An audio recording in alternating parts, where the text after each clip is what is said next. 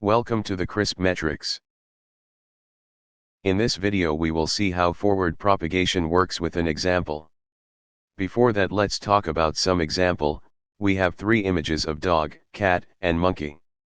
So the data of images will get transfer from our eyes to brain.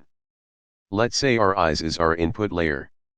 In our brain we have neural network in which billions of neurons are present.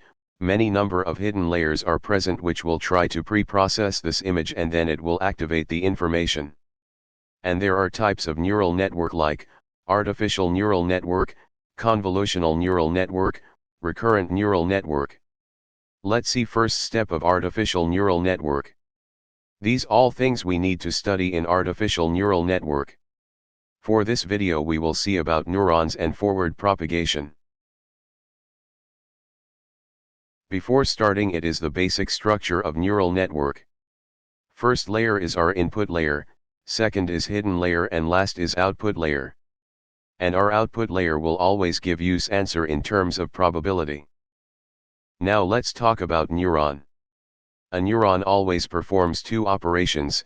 In first step we have a formula summation of weights multiply input values plus bias.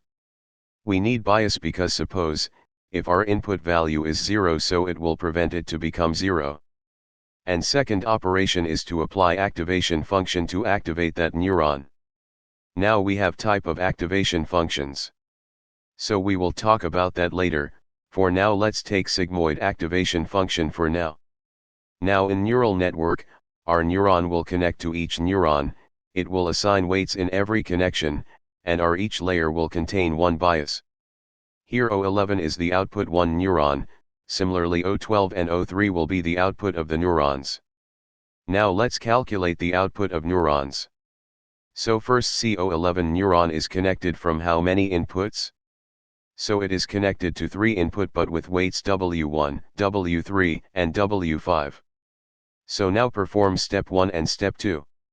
Whatever will the output, it will be O11. Similarly with O12, it is connected from W2, W4, W6 with bias. So after activation function it will be O12.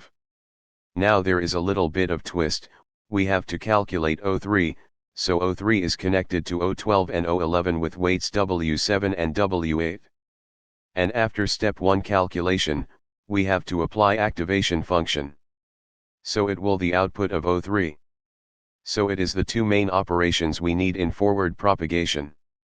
We will see more things in next videos. Subscribe for more videos.